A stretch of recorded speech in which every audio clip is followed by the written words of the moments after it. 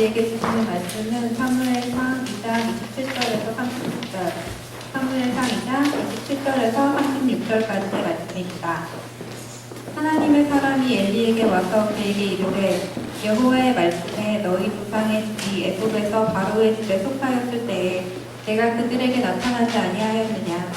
이스라엘 모든 지파 중에서 내가 그를 택하여 내 제사장으로 삼아 그가 내 제단에 올라 분향하며 내 앞에서 에봇을 입게 하지 아니하였느냐. 이스라엘 자손이 드리는 모든 화제를 내가 내 조상의 집에 주지 아니하였느냐. 너희는 어찌하여 내가 내 처소에서 명령한 내 제물과 예물을 밟으며 내 아들들을 나보다 더 중히 여겨 내 백성 이스라엘이 드리는 가장 좋은 것으로 너희들을 살찌게 하느냐. 그러므로 이스라엘의 하나님 나 여호와가 말하노라. 내가 전에 네 집과 내 조상의 집이 내 앞에서 영원히 행하리라 하였으나 이제 나 여호와가 말하노니 결단코 그렇게 하지 아니하리라. 나를 존중히 여기는 자를 내가 존중히 여기고 나를 멸시하는 자를 내가 경멸하리라. 보라, 내가 내 팔과 내 조상의 집 팔을 끊어 내 집에 노인이 하나도 없게 하는 날이 이르리라. 이스라엘에게 모든 복을 내리는 중에 너는 내 처소의 환난을 볼 것이요 내 집에 영원토록 노인이 없을 것이며 내 제단에서 내가 끊어버리지 아니할 네 사람이 내 눈을 쇠잔하게 하고 내 마음을 슬프게 할 것이요 내 집에서 출산되는 모든 자가 젊어서 죽으리라. 내 두 아들 홈니와 비느하스가 한날에 죽으리니 그 둘이 당할 그 일이 내게 표징이 되리라. 내가 나를 위하여 충실한 제사장을 일으키리니 그 사람은 내 마음 내 뜻대로 행할 것이라. 내가 그를 위하여 견고한 집을 세우리니 그가 나의 기름 부음을 받은 자 앞에서 영구히 행하리라. 그리고 내 집에 남은 사람이 각기 와서 은 한 조각과 떡 한 덩이를 위하여 그에게 엎드려 이르되 평하노니 내게 제사장의 직분 하나를 맡겨 내게 떡 조각을 먹게 하소서 하리라 하였다. 네.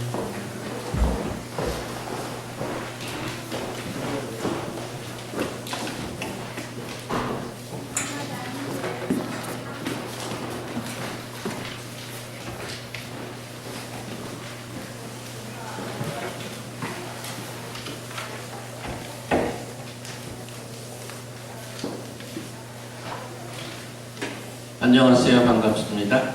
안녕하세요. 2013년 마지막 주일이 되었네요. 한 해가 이렇게 빠르게 흘러갔습니다. 빠른 세월 속에 모든 것이 다 지나가지만 하나님의 말씀은 영원한 것이죠. 그래서 우리는 사무엘상을 계속 봅니다.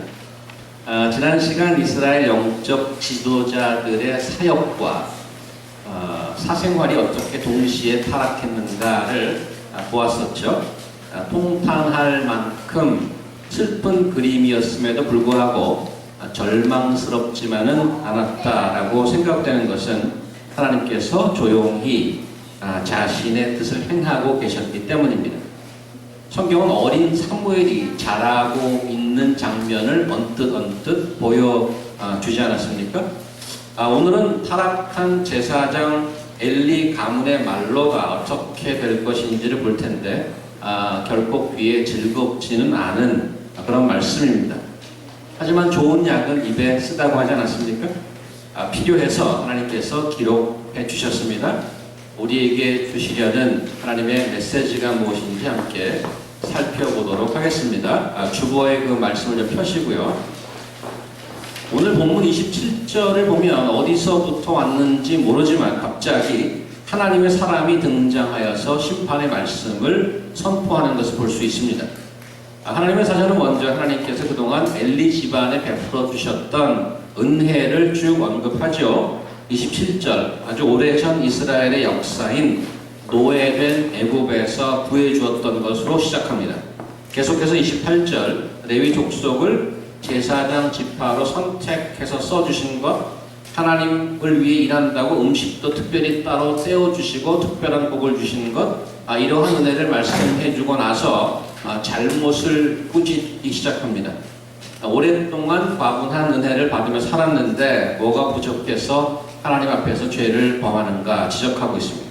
29절을 한번 제가 다시 읽어보겠습니다. 너희는 어찌하여 내가 내 처소에서 명한 내 재물과 예물을 밟으며 내 아들들을 나보다 중히 여겨 내 백성 이스라엘이 드리는 가장 좋은 곳으로 너희들을 살찌게 하느냐.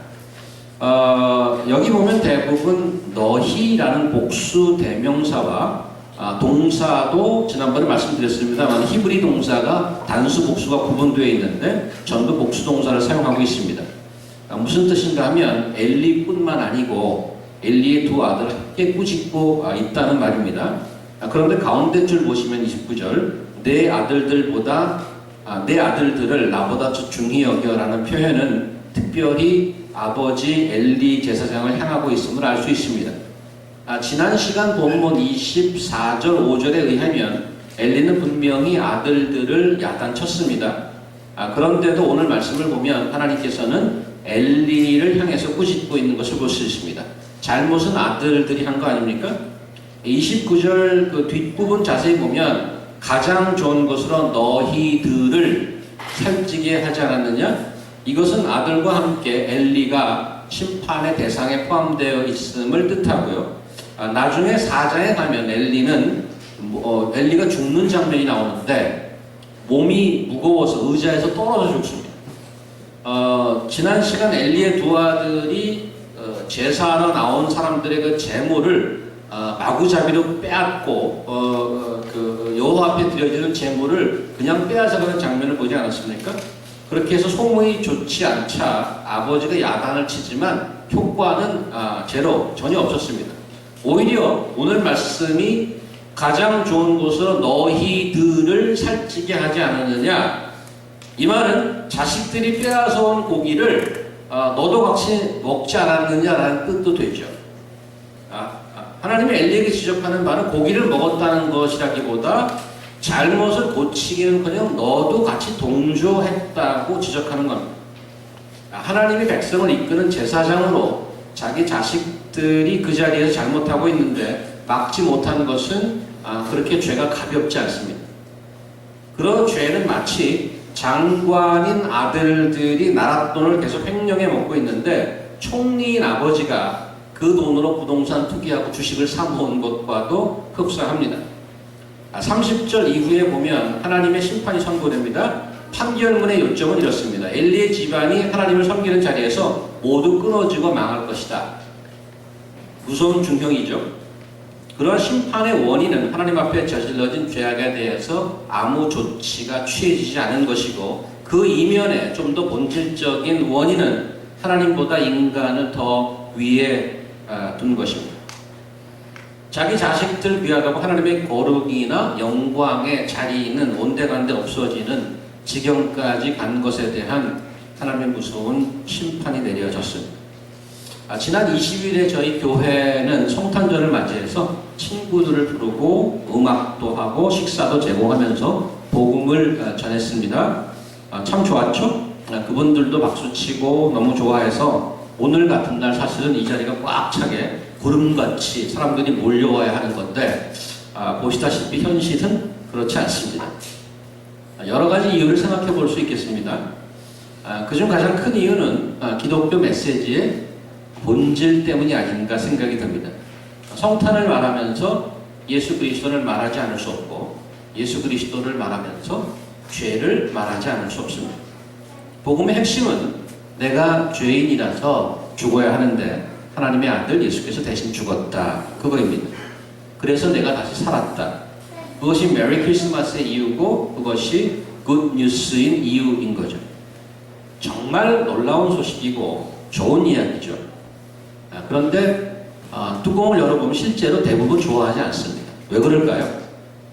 왜냐하면 인간의 본성인 자존심을 건드리기 때문에 그렇습니다. 내가 왜 죽인 놈인데? 인간은 근본적으로 무엇을 받는 것을 싫어합니다. 왜냐하면 그것은 내가 뭘 받는다는 것은 나의 부족함을 인정하는 것이기 때문에 그렇습니다. 받는 거 좋아하는 것 같죠? 그런데 내가 받는 그런 행위나 그러한 사안이 내 자존심을 건드리는 것이라면 안 받고 맙니다. 북에 계신 분들이 그런 일들을 많이 하시잖아요. 홍수가 나서 쌀이 하나도 없어서 이쪽에서 보냈는데 오히려 선수치죠. 우리가 너에게 보내겠다.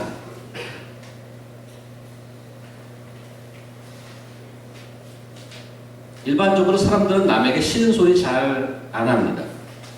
사실 남에게 대해서 별 관심도 없죠. 남이 나에게 뭐라고 하는 것도 싫죠.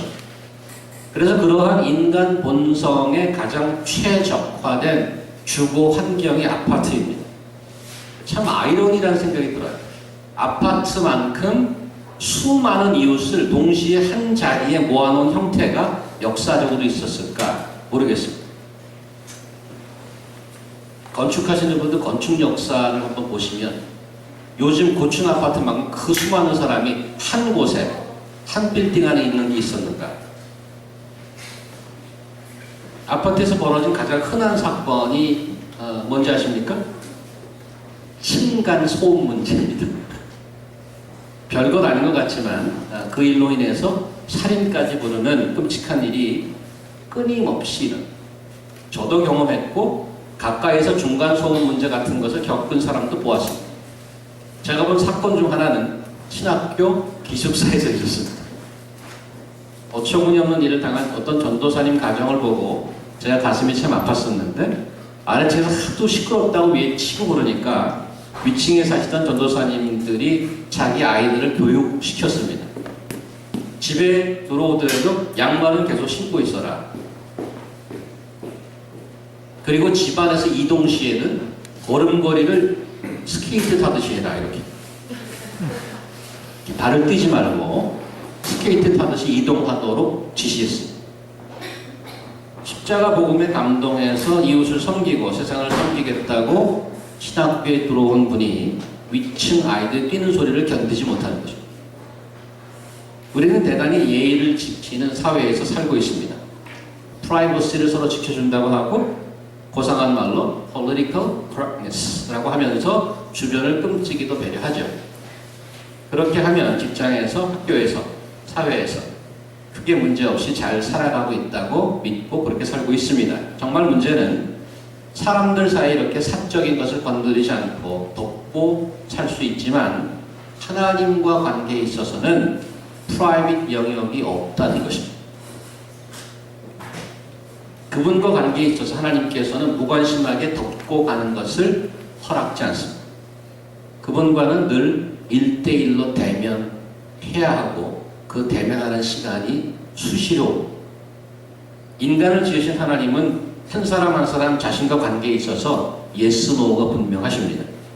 그냥 점잖게 무시하고 영원히 돌이킬 수 없는 그렇게 무시하면 영원히 돌이킬 수 없는 심각한 위험에 빠질 수 있습니다. 오늘 하나님께서 엘리 집안에 내린 무서운 심판은 대법원 최종 판결과도 같은 것이었습니다. 돌이킬 수 없는 무서운 거죠. 엘리 집안이 한창 잘 나가고 있을 때, 세 부자가 잘 나가고 있을 때 그 죄악을 사람들의 항의도 막지 못했고 컴플레인해도 소용없었고 아버지마저 묵인하다시피 했지만 하나님은 그냥 넘어가지 않았죠. 오늘 27절 보았듯이 아무 배경 설명이 없이 문득 하나님의 사람이 갑자기 불쑥 등장하고 있습니다. 이것은 마치 상황이 이머전시다라고 얘기하는 것과도 같은 것 같습니다. 비상시에 긴급하고 분명한 하나님의 간섭이며 강력한 의지의 표현입니다. 하나님께서 이렇게 움직이시는 이유의 한 면은 물론 엘리 집안의 타락이지만 다른 한 면은 자기 백성에 대한 안타까움입니다. 하나님을 무시하고 그의 거룩함에 침뱉는 지도자 아래서 백성들이 무너지고 있었던 것을 더 이상 하나님께서 두고 보지 못한 것이죠. 환자를 돈으로 보는 의사에게 어떤 부모가 아픈 자녀를 맡길 수 있겠습니까? 세금을 떼어먹는 국세청 직원에게 누가 세금을 내려 하겠어요? 자신의 치부를 위해 나온 제사장 안에서 무슨 예배가 되겠습니까? 예배에 대하여 회의적이 되고 거룩함에서 멀어지면서 백성들마저 그 영적 위치와 상태가 점점 무너져 내리고 있었습니다. 하나님께서 침묵할 수 없으시죠. 얼마 전에 한 분과 상담을 제가 했습니다. 그분은 자신이 원하는 일이 너무 안 돼서 매우 힘들어 하시던 분이었습니다. 얼마나 힘겨워하던지 제 앞에 앉았는데 거의 죽을 지경이 다 됐습니다. 어떠한 위로의 말도 위로가 안 되는 그러한 분위기더라고요. 얘기를 하다 보니까 그분이 원하는 일을 하는 과정에 있어서 하나님의 말씀에 대한 불순종이 분명히 있었습니다. 분위기상 자, 기도해 봅시다. 기도하면 다 잘 될 것입니다. 하나님 당신 사랑하십니다. 이렇게 말을 해야 가장 잘 어울리는 그런 분위기였습니다. 그분이 듣기 힘든 이야기를 제가 해주었습니다. 당신은 하나님의 말씀을 어기면서까지 원하는 것을 찾으려 하시는군요. 물론 사랑의 하나님이시기에 은혜 베푸실 수 있습니다. 하지만 분명한 불순종에 관한 하나님의 벌하심에 대해서 저는 다 잘 될 것입니다. Everything will be alright.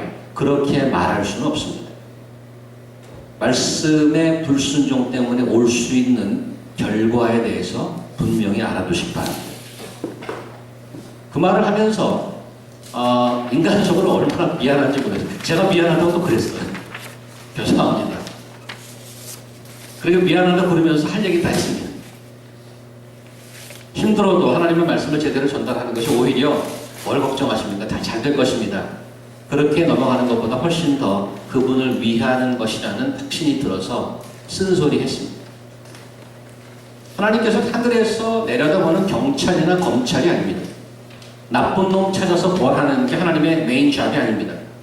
하나님은 엘리의 가문을 벌하는 것으로 멈추지 않았습니다. 자기 백성을 온전히 회복하여 세우는 것이 최종 목표입니다. 그게 35절이죠. 읽습니다. 제가 내가 나를 위하여 충실한 제사장을 일으키리니 그 사람은 내 마음 내 뜻대로 행할 것이라. 내가 그를 위하여 견고한 집을 세우리니 그가 나의 기름 부음 받는 자 앞에서 영구히 행하리라. 엘리의 집안을 대신할 자를 일으키신다고 합니다. 하나님의 마음, 하나님의 뜻을 충실하게 행할 신실한 제사장을 세우시겠다고 합니다. 그 신실한 제사장이 누구일까요? 사무엘이라고 말하는 것이 가장 쉽지만 사무엘은 제사장이라기보다는 선지자로서의 역할이 주입니다. 열왕기상을 한번 가보겠습니다. 이 배경에 대한 설명이 조금 있습니다. 제가 읽습니다. 왕이, 여기서 왕은 솔로몬 왕을 뜻합니다. 왕이 제사장 아비아달에게 이르되 내 고향 아나돗으로 가라. 너는 마땅히 죽을 자로 돼 내가 내 부친 다윗 앞에서 여호와의 궤를 메었고 또 내 부친이 모든 환난을 받을 때에도 너도 환난을 받았은즉 내가 오늘날 너를 죽이지 아니하노라 하고 아비아달을 쫓아내어 여호와의 제사장 직분을 파면하니 여호와께서 실로에서 엘리의 집에 대하여 하신 말씀을 응하게 함이더라. 무슨 뜻인가 하면 다윗이 2대 왕이었던 다윗이 늙어서 훗날 솔로몬으로 왕권이 넘어갈 때가 있었는데 그때 이스라엘 왕조의 권력 다툼이 있었습니다. 솔로몬의 배다른 형제인 아도니아라는 사람을 지지하는 세력이 있었는데 그 세력 중에 한 사람이 오늘 지금 본문에 언급된 엘리 가문의 아비아달 제사장이 솔로몬 말고 다른 사람을 지지했죠. 솔로몬이 등극하면서 이 아비아달을 제거한 사건을 성경은 오늘 본문 하나님께서 엘리 집안에 내린 심판의 성취로 기록해주고 있습니다. 그렇다면 신실한 제사장은 누구를 말하는 것일까? 그래서 한 절만 더 보겠습니다. 35절 가보면 왕이 이에 여호야다의 아들 분하야로 요압을 대신하여 군대 장관을 삼고 또 제사장 사독으로 아비아달을 대신하게 하니라. 어느 정도 제사장 역할을 감당했었던 사무엘이 오늘 본문에 나오는 신실한 제사장이라고 말하는 것도 그렇게 크게 틀린 것 같진 않지만 열왕기상 말씀에 의하면 솔로몬이 세운 이 사독 제사장 그 신실한 제사장이 아닌가 하고 간접적으로 시사하고 있습니다. 다시 오늘 본문으로 돌아오겠습니다. 사실 오늘 본문의 강조점은 누가 제사장이냐라기보다 35절에 나와 있는 I will raise up a faithful priest. 거기에 강조점이 있습니다. 누가 신실한 제사장인가를 찾는 것이 아니고 신실한 종을 내가 일으키리라 하는데 액센트가 있다. 하나님의 백성으로 부름받은 은혜가 있다면 그 부름받은 은혜에 합당한 자로 하나님의 자녀답게 우리를 만들어 가겠다고 하는 것이 흔들리지 않은 하나님의 결심입니다. 그 결심 때문에 I will raise up a faithful priest instead of this wicked priest. 우리가 믿음 생활하면서 어렵고 불편해하는 부분이 있죠. 하나님 나한테 왜 이럴까? 이게 좀 심한 거 아닌가? 사랑의 하나님이시라면 이런 말 튀어나올 때 종종 있지 않습니까? 어떻게 하라고 나? 왜 이렇게 힘들어? 아니 사람 위해주고 사랑해주고 그래야지 왜 벌을 주고 핫한 주셔? 하나님이라면 과연 존재는 하시는 분인가? Is it true that He is loving God? Why am I so suffering? 성경에서 기록하는 하나님은 딜레마가 있습니다. 그분의 거룩함과 공의 그리고 사랑이라는 딜레마입니다. 하나님께서는 자신의 피조계에서 자신의 성품인 거룩함과 공의를 드러내시면서 다스리시는데 거룩하고 공의롭지 못한 곳에 하나님께서는 침묵할 수 없습니다. 죄악이 있는 곳에 어둠이 있는 곳에 불의가 있는 곳에 하나님의 공의를 실현하려고 하면 그들을 벌하거나 그들을 없애야 합니다. 그런 하나님을 보는 사람은 아니 왜 하나님의 사랑이 없어? 그래서 하나님께서 또 그래? 부랴부랴 사랑을 또 보여주셔야 합니다. 사람들이 불쌍하고 치근하기 때문에 아무리 불의, 어둠, 죄악 같은 데 빠져있어도 둥들 그러면 안 되지. 괜찮을 거야 하고 덮어주어야 합니다. 그러면 또 다른 쪽에서 난리치죠. 아니 저런 자들이 저렇게 득세하고 있는데 왜 가만히 둬요? 저런 것들이 높은 자리 차지하고 떵떵거리면서 90살, 100살까지 샀는데 도대체 세상이 어떻게 돌아가는 겁니까? 저런 것들이 모델 사람이 있는데 무슨 하나님이 있어? See the dilemma? 어떻게 해야 되나? 하나님이 이런 아우성치는 세상에 조용히 아들을 보내셨어요. 그가 십자가에 달렸습니다. 십자가는 죄를 심판하는 타협할 수 없는 하나님의 공의과 동시에 죄인들을 살려내는 유일한 하나님의 사랑이 만나는 곳입니다. 십자가를 보면서 우리는 우리 죄에 대해서 가슴을 치고 애통해야 하고 회개함과 동시에 내가 달릴 자리에 대신 달리신 예수 그리스도로 인해서 깊은 감사와 기쁨도 동시에 있어야 하는 것입니다. 엘리 집안을 심판함과 동시에 신실한 제사장을 세우리라는 하나님의 결심은 이러한 십자가의 전주곡이라고 할 수 있습니다. 사회복지사, 소셜워커라고 하는 한 분이 계셨습니다. 소위 도시 빈민가에 살던 한 소년에 관한 이야기를 자기 동료에게 해주고 있었습니다. 그 소셜워커가 그 소년을 처음 만났을 때 뼈에 가죽만 씌워놓은 듯하게 깡마른 아주 흉한 모습을 하고 있었습니다. 다리마저 이렇게 휘어 있어서 잘 걷지도 못한 상태였습니다. 어떻게 된 일인가 알아보았더니 얼마 전에 뺑소니 차량에 치였는데 제대로 치료 한번 받지 못해서 몸이 그 모양이 됐다고 합니다. 그 소셜워커는 자기 업무 영역을 벗어나는 일이지만 너무 치근한 마음이 들어서 그 소년을 도와주기로 마음먹고 병원을 수소문하기 시작했습니다. 그러다가 한 제너러스한 정형외과 의사를 만나서 그 아이 다리 뼈 수술을 할 수 있게 되었습니다. 그 아이가 치료를 받으면서 재활에도 힘썼습니다. 2년 만에 드디어 그 소년은 목발 없이도 걸을 수 있게 되었습니다. 몸이 완치된 거죠. 그 소년이 짚고 다니던 목발을 던지던 날 소셜워커에게 달려와서 포옹했습니다. 소셜워커는 감격했죠. 내가 사회복지를 하면서 별 큰 일은 못했지만 딱 한 가지 진정으로 사회에 기여한 일이 있다면 이 일일 것이다. 그런 얘기를 하다가 잠시 멈추고 자기 동료에게 물었습니다. 벌써 수년이 지난 이야기지. 그 소년 지금 어디 있을 것 같아? 듣고 있던 동료가 글쎄 학교 선생님 같은 일을 하고 있지 않을까? 아니면 우리처럼 소셜워커? 아니면 자기가 은혜 받은 것처럼 병든 자를 고치는 의사가 되어 있을까? 소셜워커는 잠시 허공을 쳐다보더니 다시 입을 엽니다. 그 아이는 지금 감옥에 있어. 인간이라면 상상할 수 없는 정말 흉악한 범죄를 저질렀지.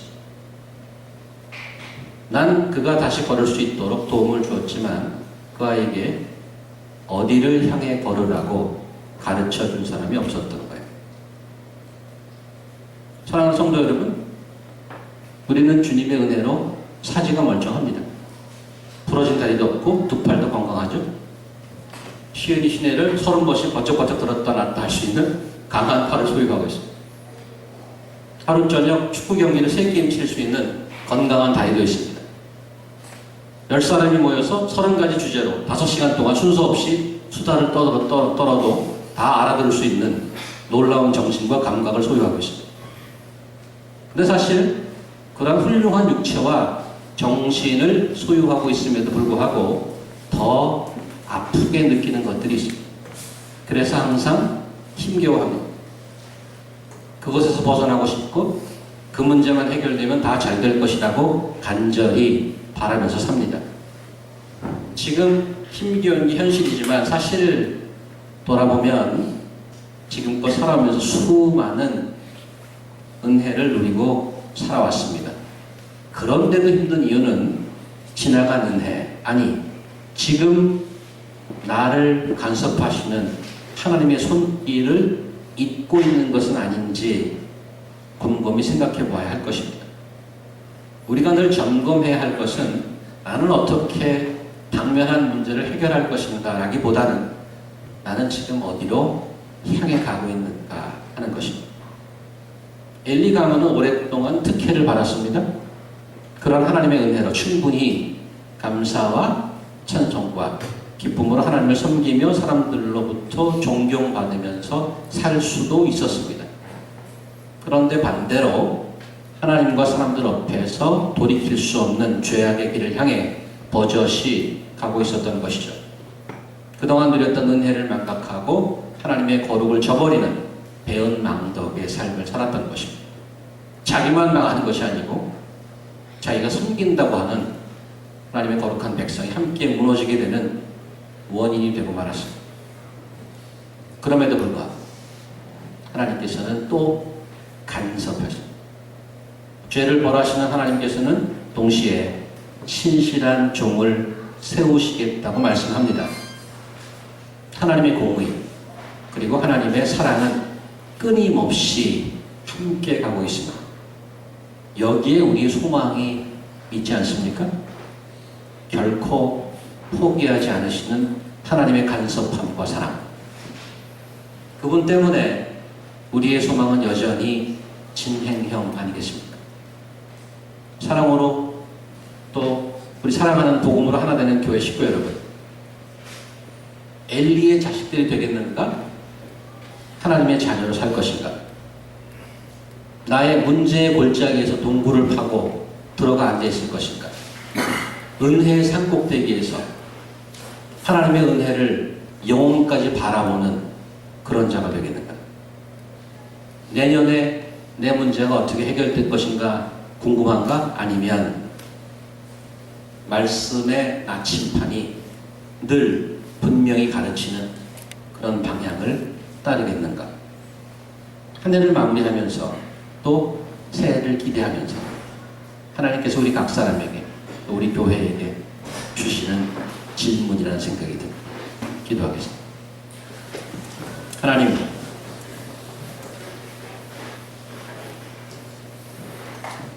거룩하신 하나님이시기에, 진리의 하나님이시기에 어둠과 오리와 죄악에서 침묵하지 않으시는 하나님, 저희도 거기에서 자유스럽지 않음을 고백합니다. 하지만 그 하나님께서 사랑의 하나님이시기에 하나님의 백성을 간섭하시고 신실한 종을 세우는 것을 보았습니다. 하나님, 그 간섭의 은혜를 감사드리고 찬양합니다. 저희 자신이 그 신실한 종이 될 수 있을까? 하나님께 간구하며 새해에는 하나님의 은혜를 기억하고 신실한 종으로 살아갈 수 있기를 소망합니다. 도와주시옵소서. 예수 그리스도의 이름으로 기도합니다. 아멘.